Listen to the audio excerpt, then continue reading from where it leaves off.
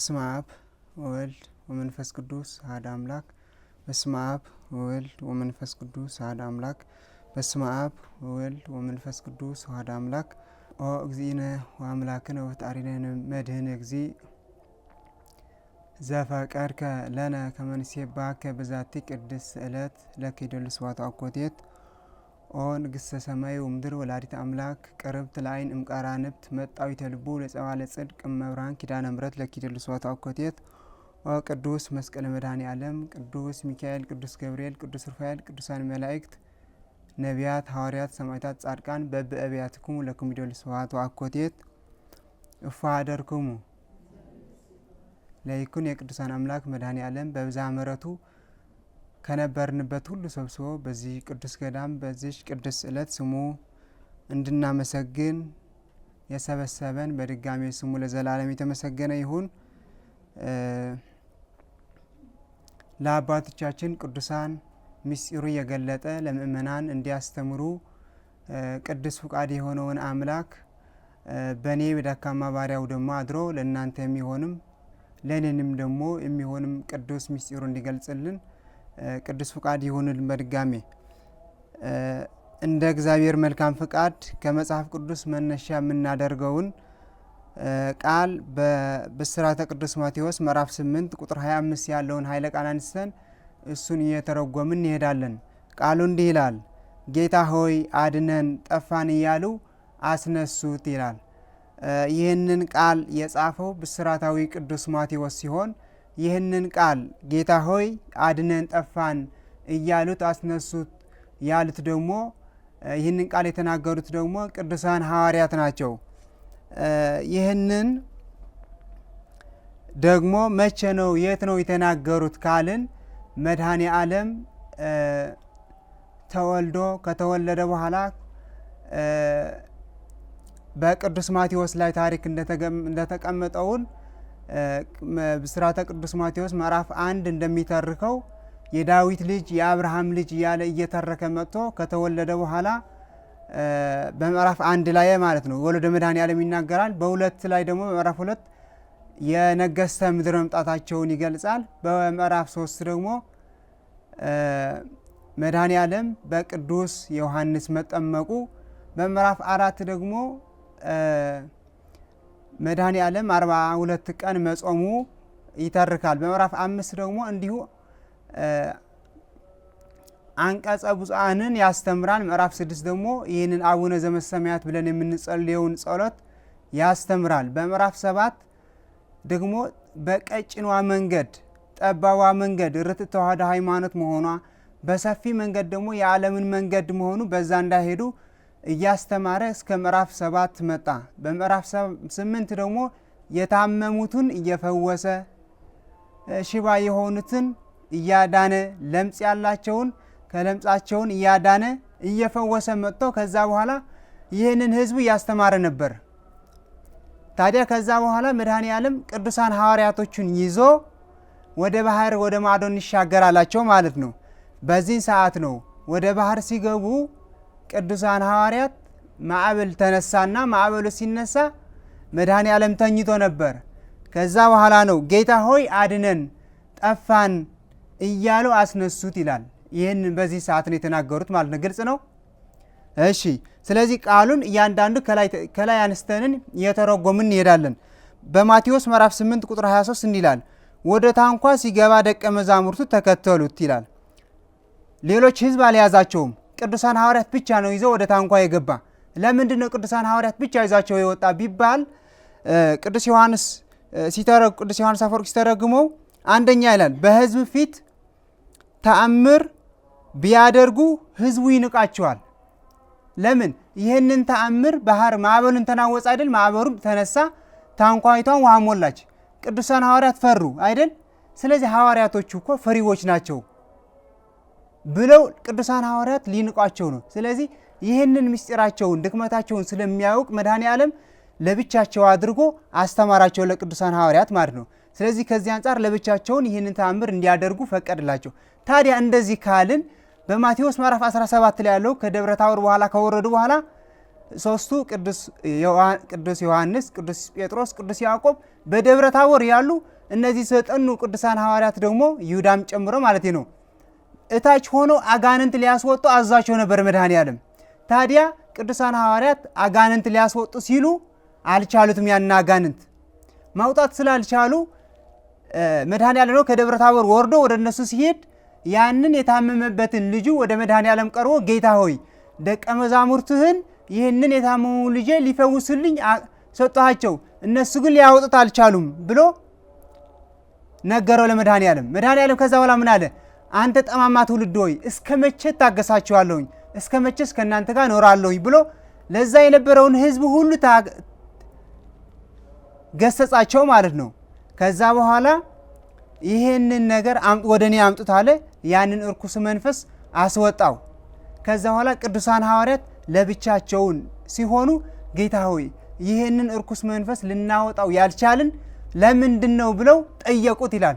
ሲጠይቁት እውነት እውነት እላችኋለሁኝ ይህንን ነገር ግን በጾሙና በጸሎት ካልሆነ በስተቀር ሊወጣ አይችልም አላቸው። ስለዚህ ከዚህ ምንድነው የምንረዳው ማለት ነው? ይህንን አሁን መጀመሪያ ያነሳነውን ጥቅስና አሁንም ማለት ነው በሐዋርያ ምንድነው ያልነው? ለምንድነው ብቻቸው ካልን በሕዝብ ፊት እንዳያዋርዳቸው ነው ያልነው። ስለዚህ እዚህ ደግሞ በሕዝብ ፊት ቅዱሳን ሐዋርያት ተዋርደዋል ነው የሚለው። ስለዚህ አይጋጭም ወይ የሚለውን ነው የምናየው። አይጋጭም ሁለቱ።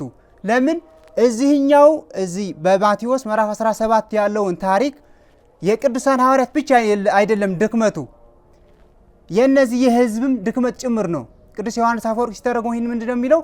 ይህንን ሕዝብ አሁን ለምሳሌ ሕዝቡ በእምነቱ ጠንካራ ቢሆን ቅዱሳን ሐዋርያት ድክመት ቢኖራቸው እንኳን እነዚህ አጋንንት ይወጡ ነበር።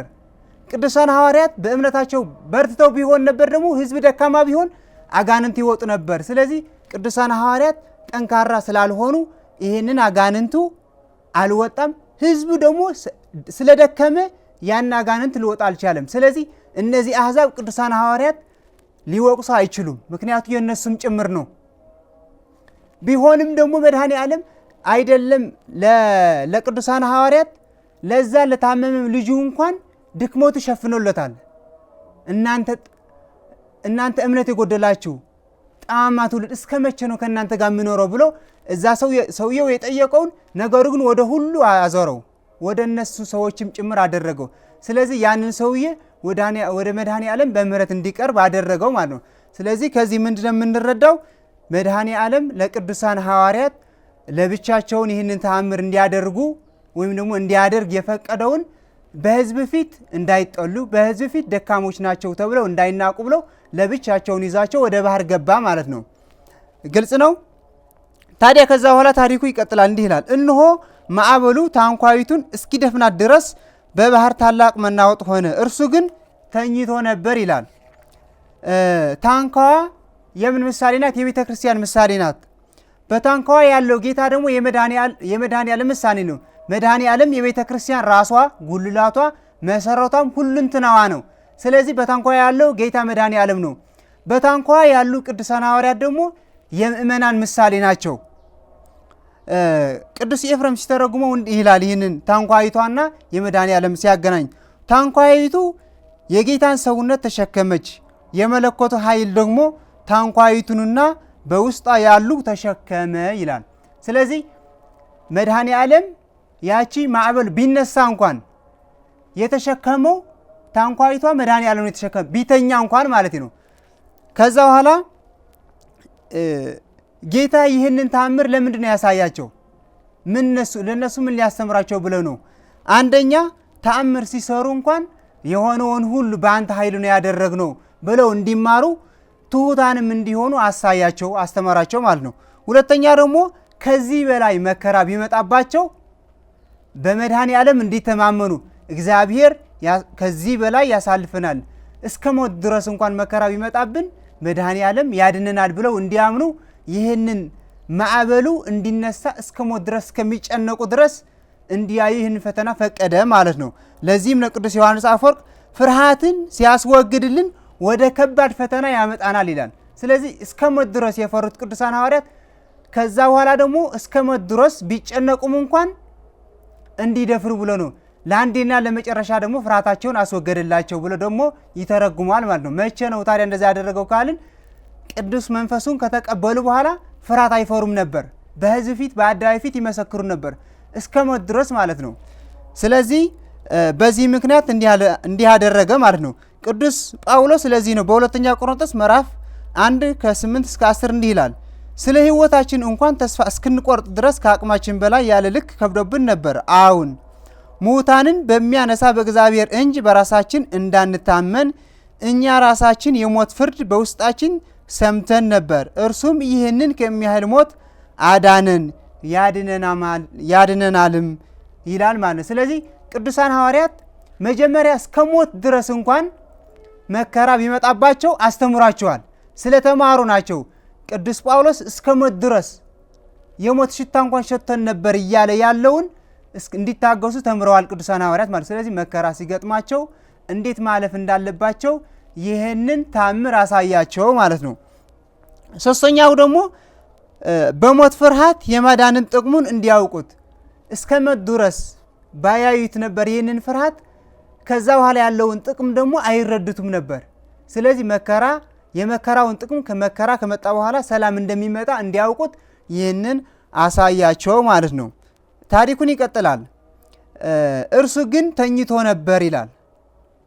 መድኃኔ ዓለም ተኝቶ ነበር በዛ ታንኳ ማለት ነው። ግን ለምንድን ነው የተኛው መድኃኔ ዓለም? የመተኛቱ ምሳሌ ተነስቶ ባህሩን መገሰጹ መጀመሪያ የመተኛቱ መድኃኔ ዓለም የመሞቱ ምሳሌ ነው።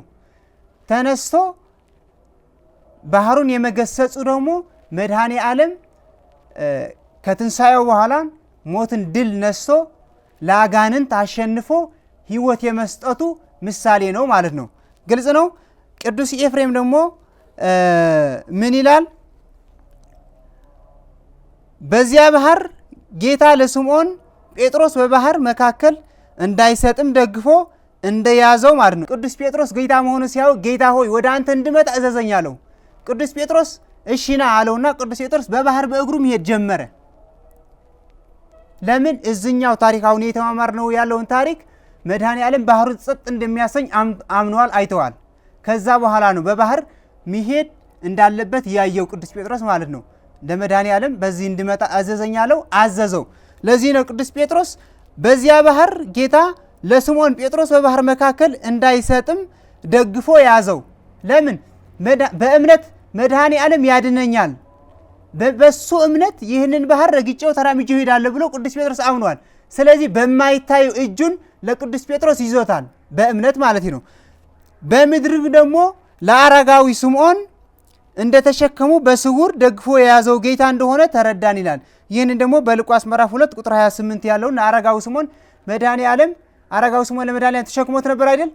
ስለዚህ ለአረጋዊ ስምዖን መድኃኔ ዓለም ለመድኃኔ ዓለም እንዲሸከመው ያደረገው በእርጅናው መድኃኔ ዓለም ኃይል ስለሰጠው ነው። ይህንን በማይታይ ኃይሉ ለአረጋዊ ስምዖን ኃይል ሰጠት ነበር ማለት ነው። ታዲያ ከዚህ የምንረዳው ምንድነው? መድኃኔ ዓለም ቢተኛው እንኳን ለቅዱሳን ሐዋርያትንም እንዲሁም ለማዕበሉ ያለበት ለባህሩ ዓለምን ሁሉ በእጁ የያዘ ነው። አሁን ነው እንኳን ምናልባት ያላነብቡት ወይም ደግሞ ያልደረሱት እንዳይሆን እንጂ በቅዳሴ ማርያም ላይ ሲተረጎም የቅዱስ ጴጥሮስ ታሪክ ሲተርክ ምንድነው የሚለው? ኩሉ እሁዝ በእራሁ በከመ አርአዮ ለጴጥሮስ ነው የሚለው። ሁሉ በእጁ የተያዘ ነው። ለቅዱስ ጴጥሮስ እንዳሳየው መድኃኔ ዓለም ለቅዱስ ጴጥሮስ በእጅ መዳፍ እንደሆነ ዓለምን ሁሉ በእጅ እንደሆነ እንዳሳየው ይላል ማለት። ስለዚህ መድኃኔ ዓለም ቢተኛው እንኳን ሁሉ በእጁ የተያዘ ነበር ማለት ነው። ከዛ ታሪኩ ደግሞ ይቀጥላል። በዚህ ምክንያት መድኃኔ ዓለም ተኝቶ ነበር እዚች መርከቧ ላይ ማለት ነው። ለምን? እሱ ቢተኛው እንኳን እነሱ በሱ እጅ መሆኑ ሊያሳያቸው ብሎ ማለት ነው። ደቀ መዛሙርቱ ቀርበው ጌታ ሆይ አድነን ጠፋን እያሉ አስነሱት። ይህንን እንደዚህ ነው ታሪኩን ያነሳ ነው ማለት ነው።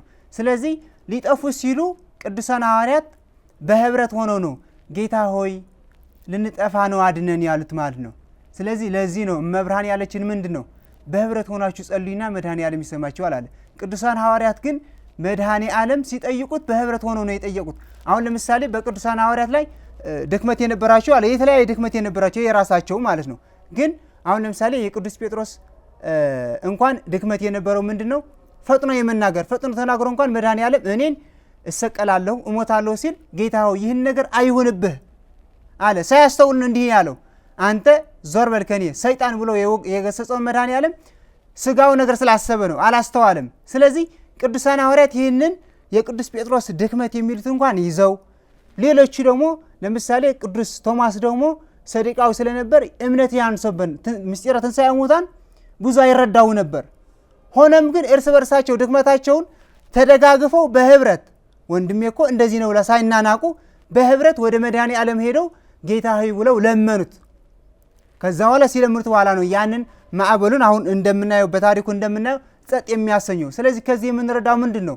በማህበራችን ይሁን በእምነታችን ይሁን በእያንዳንዱ ዙሪያችን የወንድማችን ድክመት ብናይ ቀስ ብለን ብንገስጸው፣ እንዲሁም ደግሞ እሱን አልፈን ቀስ ብለን ብንመክረው፣ መክረንም ደግሞ እሱን ሳንንቅ ቀስ ብለን በህብረት ብንጸልይ እግዚአብሔር ከተኛበትን ተኝቶ ሳይሆን እግዚአብሔር በዛ መርከብ የነበረውን በእርግጥ ተኝተዋል፣ ነገር ግን በመለኮቱ ግን አልተኛም፣ ይዟታል መርከቧ። ስለዚህ የሚገጥመን መከራ ሁሉ በህብረት ሆነን እንደ ቅዱሳን ሐዋርያት ስንጠይቀው መልካሙን ነገር ያደርግልናል ማለት ነው። ለዚህም ነው እመብርሃን በህብረት ሆናችሁ ጸሎት አድርጉ፣ በህብረት ሆናችሁ ጾም ጽሙ የምትለን ከዚህ ተነስታ ነው ማለት ነው። ግልጽ ነው። እሺ ታሪኩም እንዲህ ይላል፣ ይቀጥላል። እርሱም እናንተ እምነት የጎደላችሁ ስለምን ትፈራላችሁ አላቸው። መጀመሪያ ምንድነው ግን የተፈጠረው? የሚቀድመው ማዕበሉ ጸጥ ማሰኘት ነው ወይስ እነሱን መውቀስ? የሚቀድመው እንደ ስጋ ማዕበሉን ጸጥ አሰኝቶ እነሱ ማስተማር። ቅዱስ መድኃኔዓለም ግን ምንድነው ያደረገው? እናንተ እምነት የጎደላችሁ ስለምን ትፈራላችሁ ነው ያለው። እሱ ቢናወጥ ባህሩም ቢመጣ እምነት ካላቸው ምን ይሆናሉ? ምንም አልሆንም። ቅዱስ ጴጥሮስ እኮ ማዕበሉን ያስነሳውን ባህር እኮ በእግሩ ሄደበታል እኮ። ያ ብቻ አይደለም። ይህንን ታሪክ አቡነ ኤዎስጣቴዎስ የኢያሪኮውን ባህር ተናውጾ በላዩ ላይ እየሄዱ በምንጣፋቸው በአጽፋቸውን በልብሳቸውን የኢያሪኮ ባህር ተሻግረውታል። ለምን? መድኃኔዓለም ባህሩን እንደሚያዝዝ ባህሩን ማዕበሉን ቢነሳ ጸጥ እንደሚያሰኝ አምነው የኢያሪኮ ባህርን አልፈውታል። ነገር ግን ከሳቸው ጋር የነበረውን ልጅ ቂም በቀል ስለያዘ ልጅ ሆይ ገና ወደ ባህር ሳይገቡ ወደ ታሪኩም መለሳለሁ። ከዚህ ጋር ስለሚገጣጠም ነው ታሪኩ የምነግረው። ይህንን ጌታ ሆይ አባ ይቅርታ አባ ኤዎስጣቴዎስ ሚላሉ ልጆች ሆይ ከናንተ ቂም በቀል የያዘውን ካለ ወደዚህ ባህር እንዳይገባ አላቸው። ከዛ የማነ ብርሃን የተባለውን ልጃቸውን መነኩሴ ቂም በቀል ይዞ ነበር። ከዛ ዝም ብሎ ቂሙን ሲያስነሳ እንደያዘው ወደ ባህር ገባ። ወደ ባህር ሲገባ መሀል ባህር ሲገቡ የኢያሪኮ ባህር ያንን እንደ ማዕበሉ ተነሳ። ሲነሳ ያን የማነ ብርሃን የተባለውን ልጅ ሰጠመ። እነዚህ ቅዱሳን እነ አቡነ ኤዎስጣቴዎስ ከነ ልጆቻቸው ግን በዛ አጽፋቸው በልብሳቸውን ተሻግረው ወደ አርማንያ አልፈው እዛ ደረሱ ማለት ነው። ስለዚህ ከዚህ የምንረዳው ምንድን ነው? ወደ ማዕበሉ ስንገባ ወደ ባህሩ ስንገባ ሙሉ እምነት ከያዝን ምንም አንሆንም እንደ አቡነ ኤዎስጣቴዎስ ማለት ነው። ለዚህም ነው እናንተ እምነት የጎደላችሁ ብሎ የሚወቅሳቸው መድኃኔዓለም። ስለዚህ መጀመሪያ ያንን የተፈጥሮውን ማዕበል ጸጥ ከማሰኛቱ በፊት መድኃኔዓለም የነሱ የፍርሃትን ማዕበል ጸጥ አሰኘው ማለት ነው። በዚህ ምክንያቱን እናንተ እምነት የጎደላችሁ ብሎ የነሱን ማዕበል ጸጥ ያደረገው ማለት ነው። ከዚህ በኋላ ተነስቶ ነፋሱንና ባህሩን ገሰጸ፣ ታላቅ ጸጥታም ሆነ ይላል። ስለዚህ እኛንም ደግሞ ምንፈራውን ወይም ደግሞ በአንዳንድ ነገር ወደ ኋላ ምንለውን ነገር ትተን ቆመን ከጸናን መድኃኔዓለም ይህንን የተነሳውን ወጀብ ጸጥ ያሰኘዋል ማለት ነው። ከዚህ የሚጠበቀን ምንድን ነው? እኛ ነው። ስለዚህ ከቅዱሳን ሐዋርያት ይህንን የመጣባቸውን መንገድ አንደኛ እምነት ስላነሳቸው ነው። እምነት የጎደላቸው ላይ ወቀሳቸው እምነት ስላነሳቸው ነው። ስለዚህ እኛን ደግሞ ሙሉ እምነት ሆነን እምነት ካነሰብን ደግሞ ወስከና ሃይማኖት እንዳሉት ቅዱሳን ሐዋርያት እምነት ጨምርልን ስላሉት እኛን ደግሞ እምነት ጨምርልን ብለን ሙሉ እምነት ሆነን የሚገጥመንን ፈተና ሁሉ እንድናልፍ እንደ ቅዱሳን ሐዋርያት ወስከና ሃይማኖት ብለን መጸለይ ያለብን። ከዛ በኋላ ደግሞ የሚገጥመንን ፈተና ሁሉ እናሸንፋለን ማለት ነው። ቅዱስ ኤፍሬም ግን እንዲህ ብሎ ይተረጉማል ደግሞ ይህንን ጌታ ተነስቶ ባህሩን የመገሰጹ ሲተረጉም ማለት ነው። ተኝቶ የነበረውን ጌታ በመንቃት ተነስቶ የነበረውን ባህር እንድታንቀላፋ አደረጋት። ነቅታ የነበረችውን ባህር በማስተኛት መለኮት ግን ፈጽሞ እንደማይተኛ አሳየን። ስለዚህ መድህን ፈጣሪ እንደሆነ አወቅን ይላል ማለት ነው። አሁን ትምህርታችን እያጠቃለልን ነው።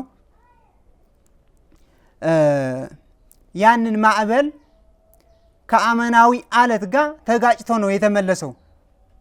አሁን ለምሳሌ ማዕበል ሲነሳ የሚይዘውን ወይም አሸዋ ነው ወይም ደግሞ አለት ነው። ስለዚህ በዛ በባህር ውስጥ ማዕበሉን ጸጥ ያሰኘው አለት የለም። አሁን ወይም አሸዋ ወይም ደግሞ ጠረፍ ላይ ሲደርስ ማዕበል አለት ላይ ወይም ደግሞ የሆነ ተራራ ሲያገኘው ነው የሚመለሰው ማዕበል ማለት ነው። አሁን ግን በባህር ውስጥ አማናዊ አለት መድኃኔዓለም ያንን ባህሩ ማዕበሉ ተጋጨና ጸጥ አለ ማለት ነው። ሲገስጸው ጸጥ አለ። ለዚህም ነው ቅዱስ ማቴዎስ በ7 ምዕራፍ 25 እንዲህ ይላል፣ ዝናብም ወረደ፣ ጎርፍም መጣ፣ ንፋስም ነፈሰ፣ ያንንም ቤት ገፋው፣ በአለት ላይ ስለተመሰረተ አልወደቀም ይላል። ግልጽ ነው። ስለዚህ አለት የተባለውን ማን ነው? መድኃኔዓለም ነው። በተንኳይቷ የነበረውን መድኃኔዓለም ስለሆነ ያንን ማዕበል ቢነሳ እንኳን ያንን ቤት ሊገፋው አልቻለም። ቤት የተባለውን ያንን ታንኳው ሊገፋው አልቻለም። ውሃስ ቢሞላም እንኳን ሊገለብጠው አልቻለም። በታንኳይቷ የነበሩ ሐዋርያት ደግሞ ለሞት አልፈው እንዲሄዱ እንዲተላለፉ አልሰጠም። መድኃኔዓለም አልፈቀደም። ለምን? አማናዊ አለት ስላለ። አለት ማዕበል አለት ላይ ቢመታው ማዕበሉ እንደሚመለስ ወደ ኋላ ወይም ደግሞ ጸጥ እንደሚረጋ አማናዊ አለት መድኃኔዓለም በታንኳይቷ ስላለ ደግሞ ያንን ማዕበል ሲገስጸው መድኃኔዓለም ጸጥ አለ ማለት ነው። ሁለተኛው ደግሞ በመዝሙረ ዳዊት መዝሙር 136 ከ8 እስከ 9 እንዲህ ይላል፣ አንቺ ወራዳ የባቢሎን ልጅ ሆይ ስለተበቀልሽን የሚበቀልሽ የተመሰገነ ነው። ሕፃናቶችሽም ይዞ በአለት ላይ የሚፈጠፍጣቸው የተመሰገነ ነው ይላል ቅዱስ ዳዊት። ይህን የሚለው ሕፃናትን በአለት ፈጥፍጦ የሚገድላቸው ምንድን ነው የሚለው? የተመሰገነ ነው፣ ብፁዕ ነው የሚለው። ስለዚህ ይህንን ሕፃናት የተባሉትን ልክ እንደዚህ እነዚህ ዓለማዊ ፍትወታት ይህንን ማዕበል የተነሳው እኮ እንዲሁ ማዕበል ስለተነሳ አይደለም። መድኃኔዓለም ሊያስተምረን በዚህም ዓለም የሚመጣብንን ፈተና ሁሉ አይተን በአለቱ የሆነን በመድኃኔዓለም አምነን እንድናልፈው ብለን ነው። ስለዚህ ለዚህ ነው ቅዱስ ዳዊት ሕፃናቶችሽም ይዞ በአለት ላይ የሚፈጠፍጣቸውን የተመሰገነ ነው የሚለው። ስለዚህ ቅዱሳን ሐዋርያት ምንድን ነው ያሉት? ይህንን ፍርሃት ሲመጣባቸው ሕፃናት የተመሰሉ ፍርሃት ቢመጣባቸውን በአለቱ በመድኃኔዓለም ይዘው ፈጠፈጡት። መድኃኔዓለሙ ያድነን ብለው ወደ መድኃኔዓለም ሲማጸኑ መድኃኔዓለም ደግሞ ያንን ሕፃናት የተባሉ ፍትወታት ወይም ደግሞ ድክመታቸው የነበረ ፈጥፍጦ አርቆ ሙሉ እምነት እንዲኖራቸው አደረገ ማለት ነው።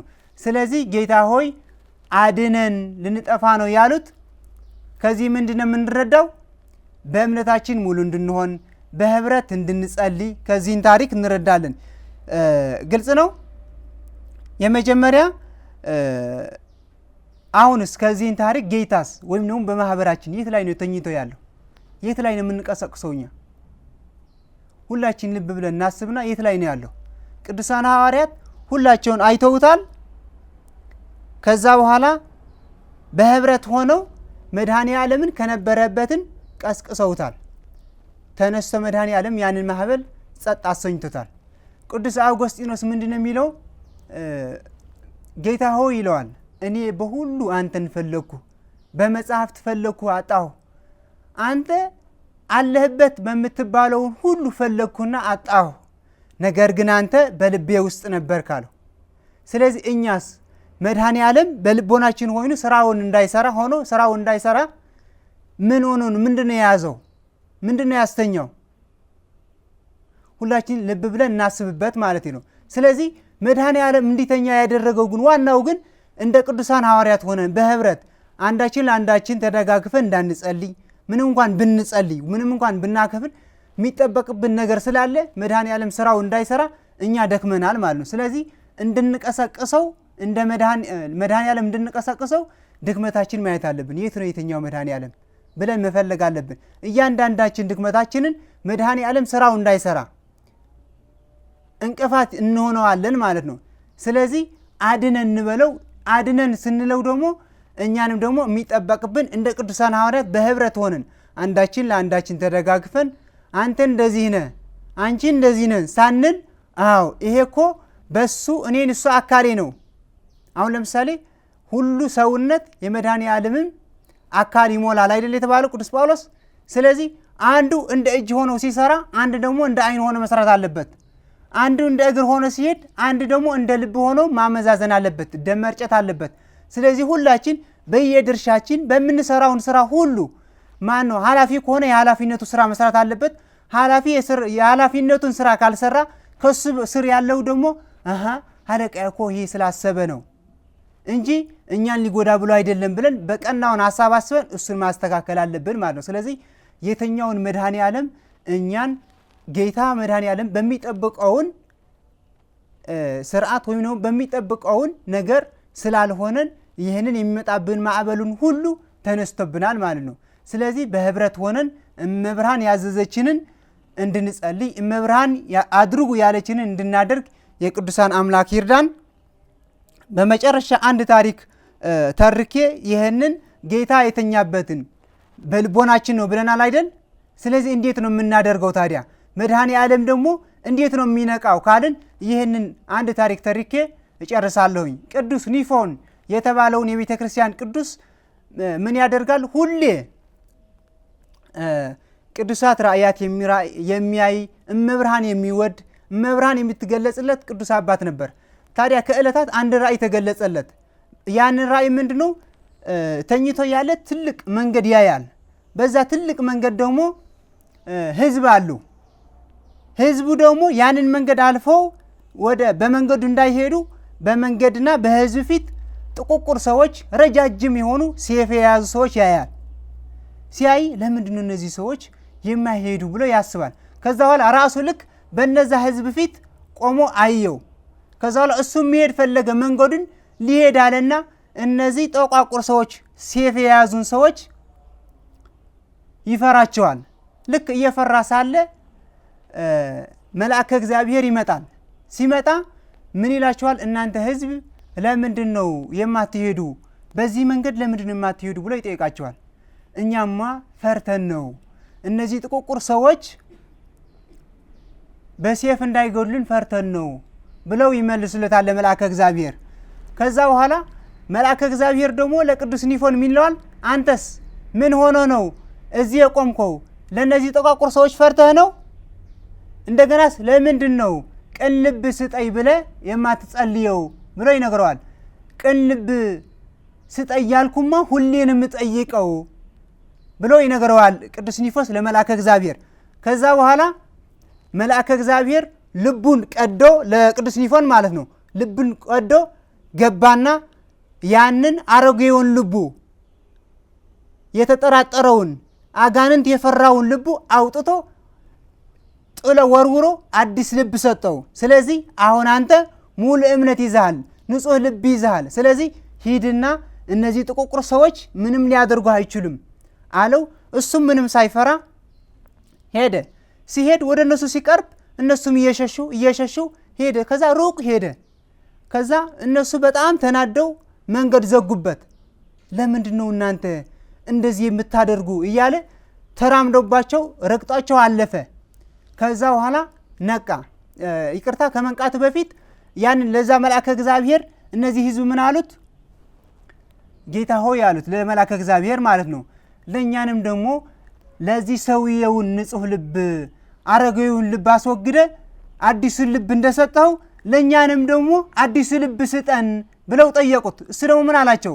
ይሄንን ሰውዬ ዘመኑ ሙሉ ሁሌ ንጹህ ልብ ስጠኝ ያለ ሲጸልይ ነበር። ስለዚህ በጸለየውን ልክ ዛሬ ንጹህ ልብ ተሰጠውና ይሄንን በተሰጠውን ልብ እነዚህ አጋንንት አሸንፎ እንዲያልፍ ሆነ አለው። ስለዚህ ያንን ቅዱስ ኒፎን ነቃ ከራእዩ። ከዛ ጠየቆ ለመድኃኔዓለም፣ ጌታ ሆይ ይህንን ያሳየኝ ተአምር ምንድነው ሲለው፣ ይህንን ተአምር ያሳየው ያቺ ቀጭኗ መንገድ የተባለችውን ርትዕት ተዋሕዶ ሃይማኖት ናት። በሷ የምታልፈው ደግሞ ቅን ልብ ይዘህ ነው። አሮጌውን ልብ የዚህን ዓለም ልብ ጊዜ ግን ልክ እንደነዛ ሰዎች ያቺ በዛች ቀጭኗ መንገድ ልታልፍ አትችልም ብለው በጋድ መድኃኔዓለም ተረጎመለት ማለት ነው። ስለዚህ መድኃኔዓለም አድነን ስንለው እሱ ደግሞ ስራው እንዲሰራ ምን ይጠበቅብናል ከኛ? ቅን ልብ ስጠኝ ማለት ነው። ምንም ያህል የፈለገውን ስራ ብንሰራ ልክ የአቡነ ኤዎስጣቴዎስ ልጅ የት ነው የገባ? ባህር ነው የገባ አይደል? የሰጠመው አቡነ ኤዎስጣቴዎስ ወጥተዋል። ያ ሰውዬ ግን ቅን ልብ ስላልነበረው ቂም ስለነበረው ባህር ውስጥ ገብተዋል። ስለዚህ እኛንም ደግሞ በዚህም ጸሎት እንኳን እግዚአብሔር ስራው እንዳይሰራ ቅን ስላልሆንን ከሆነ ቅን እንድንሆን ከዚህ በኋላውን ቅን ልብ ስጠኝ የሚለውን ጸሎት መጸለይ ይጠበቅብናል። ጌታ ሆይ አድነን ጠፋን እያሉ አስነሱት የሚለውን ታሪክ ይህንን ያስረዳናል። የቅዱሳን አምላክ መድኃኔዓለም ስላስተማረን ስለገሰጸን ስሙ ለዘላለም የተመሰገነ ይሁን። ወስብሐት ለእግዚአብሔር ወለወላዲቱ ድንግል ወለመስቀሉ ክቡር። ይትአኮተ ይሴባ ስሙ ለእግዚአብሔር አምላክን ወትረ በኩል ጊዜ ወበኩል ሰዓት ይቆየን።